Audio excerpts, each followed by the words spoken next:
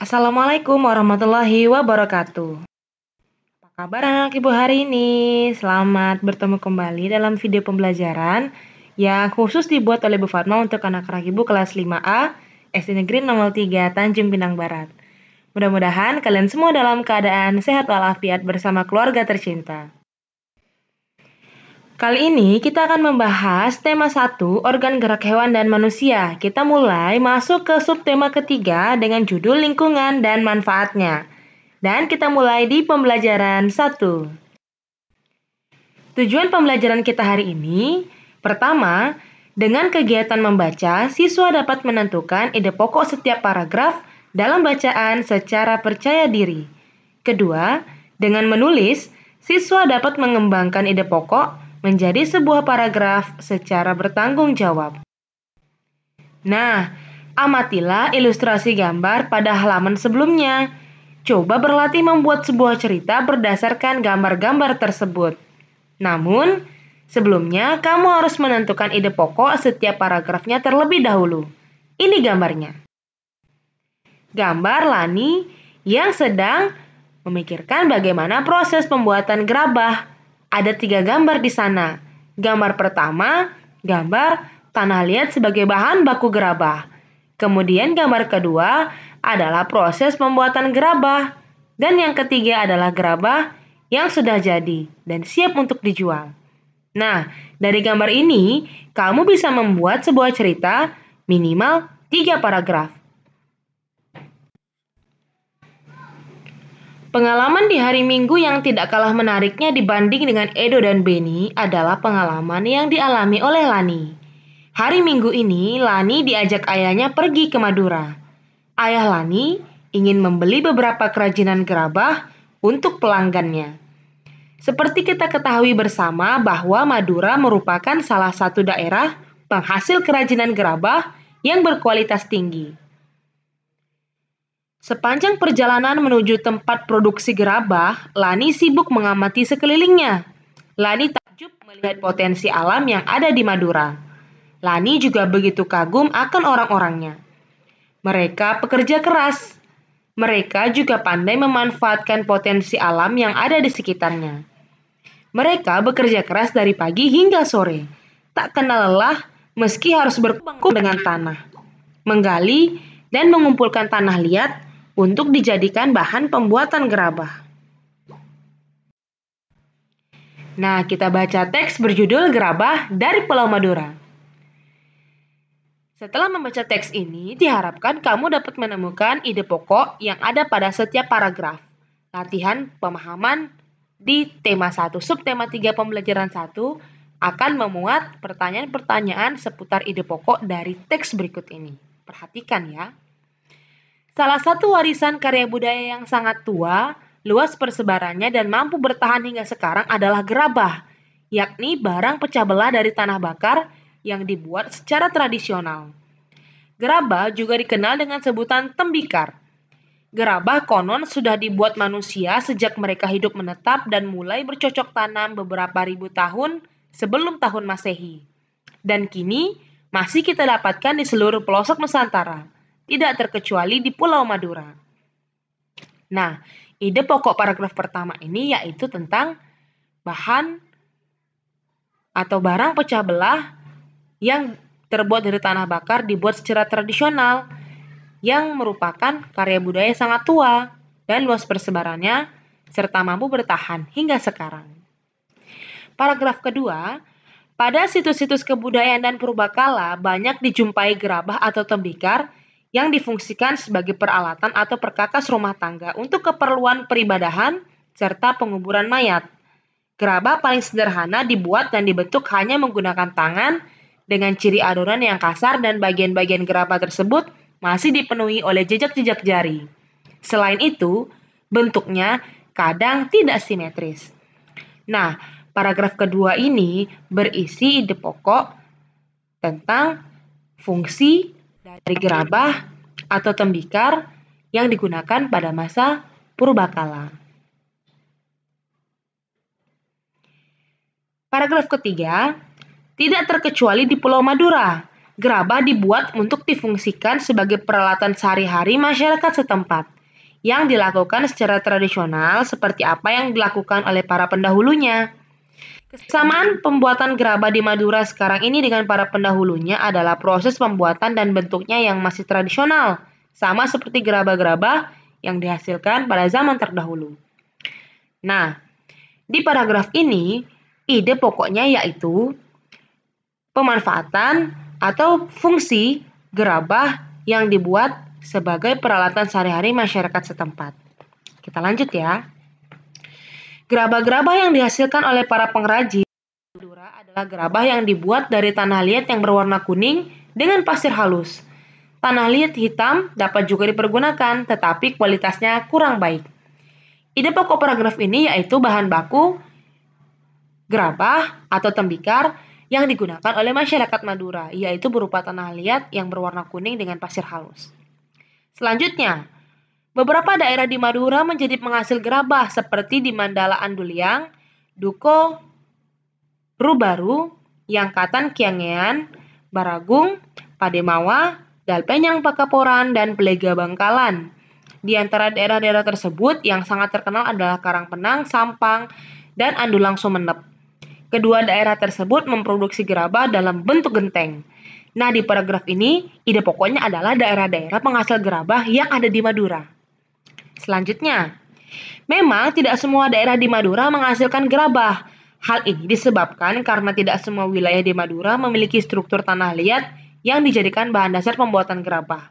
Secara umum, tanah-tanah di Madura mengandung pasir yang tinggi karena Pulau Madura dikelilingi oleh pantai, sehingga tidak bisa digunakan untuk membuat gerabah.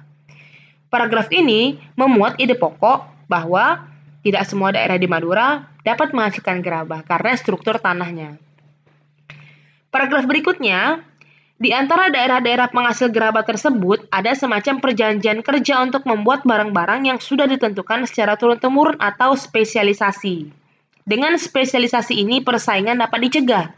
Gerabah Madura juga memiliki kekhasan lokal yang disebabkan oleh keahlian atau keterampilan pengrajin, tersedianya bahan, teknik pembuatan, dan teknik pembakaran. Dengan spesialisasi dan ciri khasnya itu, banyak kampung diberi nama sesuai dengan nama jenis tembikar tertentu. Nah, di paragraf ini ide pokoknya adalah adanya spesialisasi atau perjanjian kerja untuk membuat gerabah sesuai dengan daerahnya masing-masing. Paragraf berikutnya, peralatan pengrajin gerabah Madura adalah alat-alat tradisional yang tidak jauh bedanya dengan yang sudah digunakan pada zaman prasejarah. Alat-alat umum adalah cangkul, linggis, ember, dan alat-alat khusus seperti berikut. 1. Panombu atau penumbuk berupa bulatan bertangkai untuk alat pembentuk bagian dalam. 2. Panempa atau penempa untuk pembentuk dan penghalus bagian luar berupa sekeping papan. 3. Pangore atau pengerok, sejenis sabit bermata miring bertangkai panjang untuk menghaluskan bagian dalam. 4.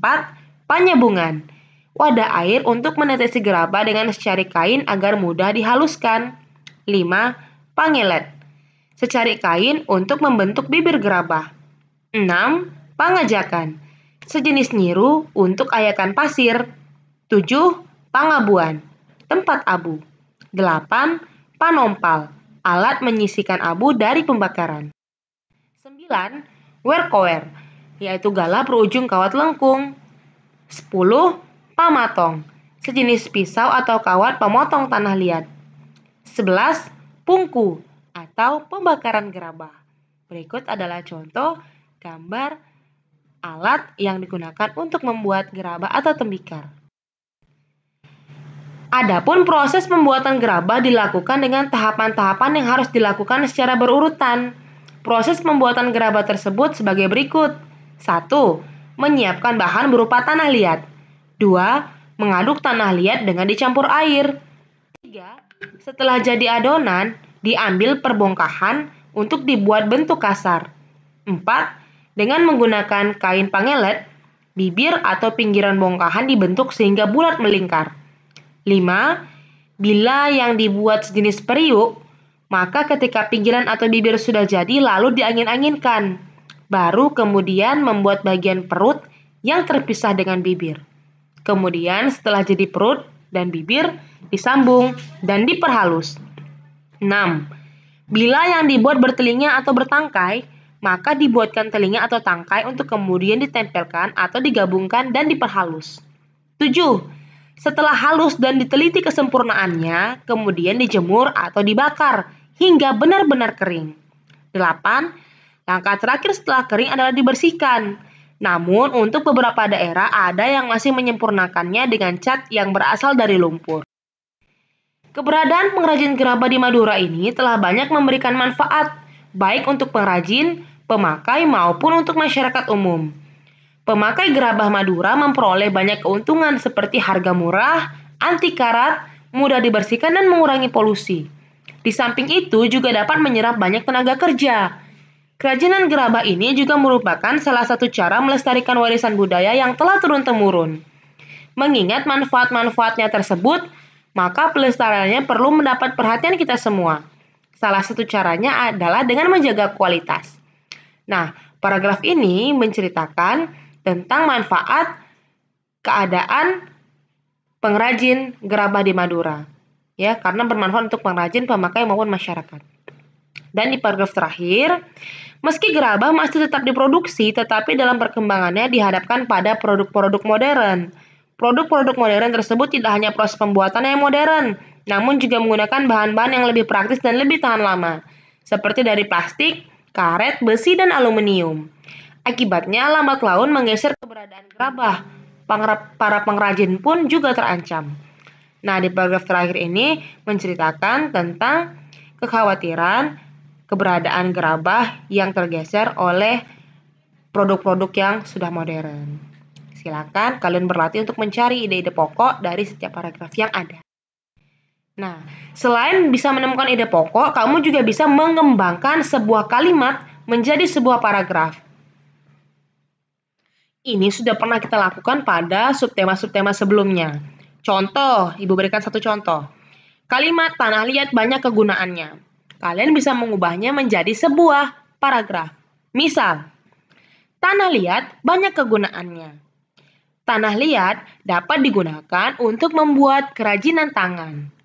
Kerajinan tangan yang dapat dihasilkan antara lain tembikar atau gerabah dan mainan-mainan yang terbuat dari tanah. Mainan dari tanah liat sangat bersahabat dengan alam. Nah, itu adalah contoh paragraf yang dikembangkan dari sebuah kalimat, yaitu tanah liat banyak kegunaannya. Silakan kalian mencoba membuat paragraf dari kalimat-kalimat yang telah diberikan. Nah, ini adalah contoh gerabah yang dilihat oleh Lani dan ayahnya. Lani dan ayahnya sampai di tempat produksi gerabah. Di sana juga terdapat ruang pajang yang memamerkan berbagai hasil kerajinan gerabah. Bagi pelanggan yang akan membeli gerabah, tinggal menunjuk contoh gerabah yang dipamerkan di ruang pajang tersebut, untuk kemudian diambilkan sesuai dengan pesanan oleh pengrajin di tempat produksi atau gudang. Silakan dibaca kembali percakapan antara Lani dan ayahnya berikut ini. Nah, coba kita renungkan bahwa pengrajin gerabah merupakan salah satu profesi atau pekerjaan yang ada di Indonesia. Para pengrajin tersebut bekerja keras untuk mencari nafkah untuk keluarganya. Begitu juga dengan orang tuamu. Walaupun memiliki profesi atau pekerjaan yang berbeda, tetapi tujuannya sama, yakni mencari nafkah untuk menghidupi keluarganya. Lalu, kalau orang tua sudah bekerja keras untuk mencari nafkah untuk menghidupi kita, bagaimana cara kita untuk membalas kerja keras orang tua? Silakan kamu menjawabnya pada tautan latihan pemahaman. Terima kasih, sampai jumpa di video pembelajaran berikutnya. Assalamualaikum warahmatullahi wabarakatuh.